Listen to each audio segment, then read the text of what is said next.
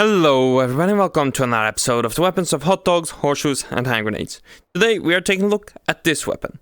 This is the Mini 14. Here in specific we have the Mini 14 Classic. There's multiple versions in the game, we'll take a look at the other versions at a later date. But Classic is a good place to begin. So what is the Mini 14? Well, the hint is in the name. It is a scaled down M14. It was designed by, among others, James Sullivan, who also worked on the AR-15, downscaling the AR-10 to the AR-15. And also the Ultimax, I believe, Mark 100, which I have taken a look at before as well. You can take a look at that, it's in my on my YouTube channel. But here we're taking a look at the Mini 14 made by Ruger in the 70s. So it is a scaled down M14. So if you want essentially to hear more about the history of this, essentially you have to first take a look at the M1 Garand, and then the M14. M14 is basically just an M1 Garand with a magazine. And here we go, Mini 14. Updated, or it is an updated version and a scaled down version of the M14. This is classic, so wood furniture, no pistol grip, same operation, so the little rotating bolt here, quite open design. You have an aperture sight. You have a single post here with no wings. And it's been used by various police forces, military, mainly police forces around the world. And it's also infamously been used in a couple of terrorist attacks. Now, I'm going to mention one because it is the closest to me, and that was Anders Behring Breivik during Andøya in Norway. I think it was Andøya, or was it Utøya? Ooh, that's embarrassing, I don't remember. Where he, among others, used a Ruger 14. So it has seen some use, sadly, in terrorist actions, and also by various police forces around the world.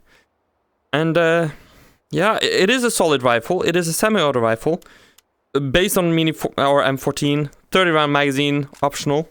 Oops, this isn't the Mini 14. It has other things as well. You get a rail adapter that goes somewhere.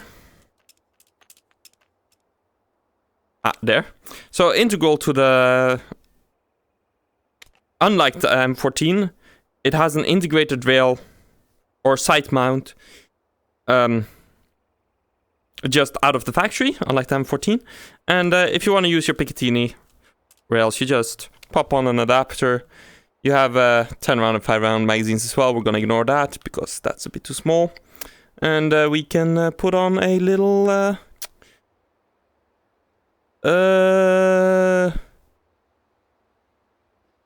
let's do a reflex sight. You can put on a little reflex sight. There you go, for your aiming needs. And you can go pewing.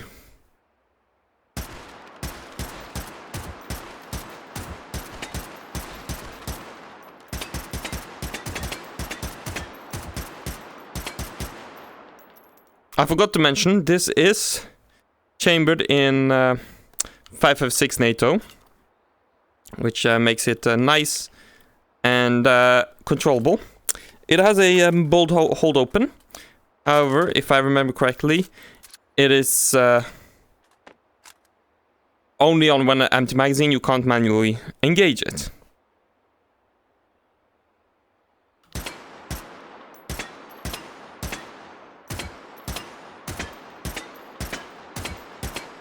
It is a nice little plinker though, if you have 5.56 ammo. Americans probably do. It is a cool weapon. It's...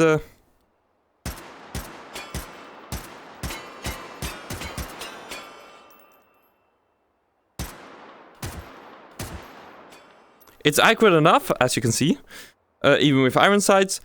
However, with that also said, just like the M14, and I believe I mentioned it in that video, I would not use that for military purpose. It's a scaled down M14, which makes it an outdated design for military applications. I'd rather, you know, get... I'm not gonna look for that, I'm too lazy.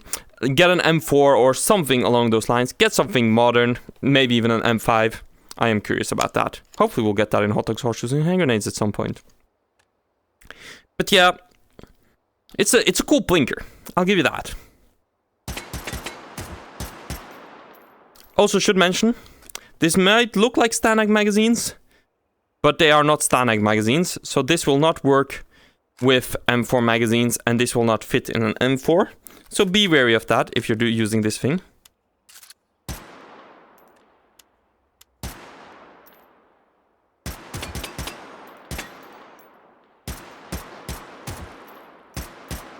So, yeah, that was a quick video on the Ruger Mini 14. I do hope you all enjoyed.